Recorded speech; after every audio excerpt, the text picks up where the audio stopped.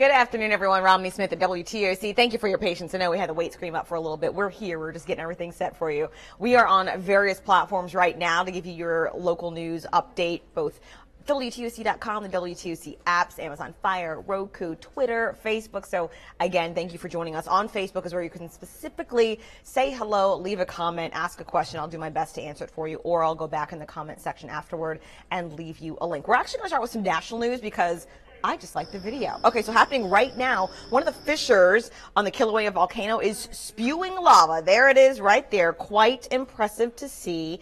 Officials say a very small eruption at the Kilauea Volcano Summit produced an ash plume that reached 7,000 feet. So the County of Hawaii actually issued a civil defense message early Monday morning about the eruption, and also a warning that the ash plume could affect surrounding areas because it's letting out something called laze.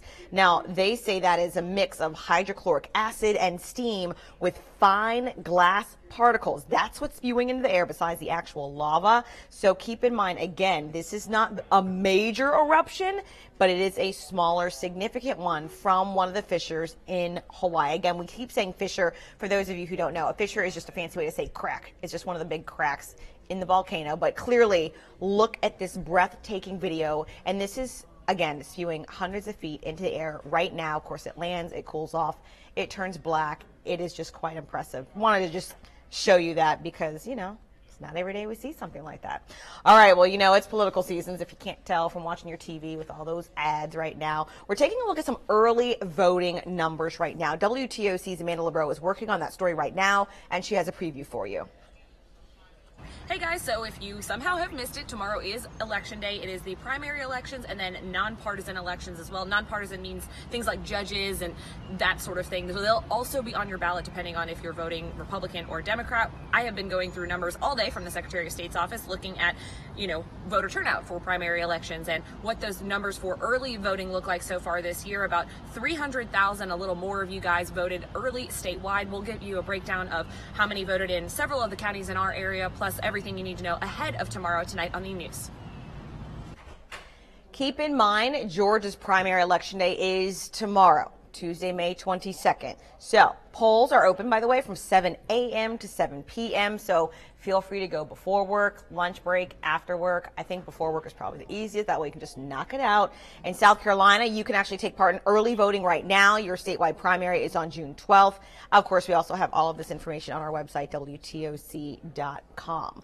All right, I'm going to say hello to those of you on Facebook who are joining us. Sonia Davis weighing in, saying hello to my favorite news station. Hello right back at you. We appreciate you depending on WTOC for your news and information. All right, firefighters in Port Royal were quite busy this morning. Firefighters basically had to go to a fire at a home in Port Royal around 1:30 this morning in the Shadow Moss subdivision. The residents told firefighters that they were woken up by a loud popping sound, went outside and discovered the side of their home on fire. The cause of this investigation is still under investigation because they don't know exactly what sparked this fire. A lot of us are still saddened by the deadly shooting that happened at Santa Fe High School in Santa Fe, Texas, which is about 30 miles southeast of Houston, Texas. That happened on Friday. It killed 10 people, 2 teachers and 8 students. Well, local students say they want to do something about it. So they're inviting you to something. We have that information for you now. If you'd like to pay your respects to the victims in the tragedy, students from the Savannah Arts Academy are holding a candlelight vigil for them. All students and members of the community are invited to come. It's tonight at 8 o'clock in front of the fountain at Forsyth Park. Again, this is open to everyone. All right, I know it's Monday. We're just starting the week. A lot of you already looking forward to next Monday because you have it off for the holiday. And you're thinking, what is the weather? We've had quite a bit of rain recently. Would it be clear or will it be rainy? Our chief meteorologist has that information. Good Monday afternoon, everybody. I'm Chief Meteorologist Dave Turley, keeping our eyes on a Memorial Day weekend forecast. Could be something tropical trying to develop into the Gulf of Mexico. We have this flow of moisture, which has been over our area for the past week, continues throughout the rest of this week, and eventually something tries to develop, whether it's tropical, subtropical, or not, into the southern Gulf. Now, where's it going to go? Computer models suggest anywhere from the Texas and Louisiana coastline all the way over towards Florida and up the East Coast. too early to tell whether something becomes tropical or not. In any event, we know we're going to get some moisture moving over the southeast. This particular computer model, called the GFS model, wants to bring a little bit more rain a little bit further eastward through Florida and up our area, impacting our weekend. One of the other models, the European model, keeps a lot of that moisture to our west. But I do know, in any event, whether it becomes tropical or not getting a name, we are going to see the risk for more showers at this time impacting your weekend. And we'll be keeping updated throughout the rest of the week on possible tropical development. All right, good information for you to know right there. As always, I always invite you guys to reach out on Facebook and send any questions that you might have. I don't have any pertaining to any of the news stories that we're covering right now. I do have a few of you saying, hearts for Santa Fe. Hello. We certainly appreciate you joining in on us.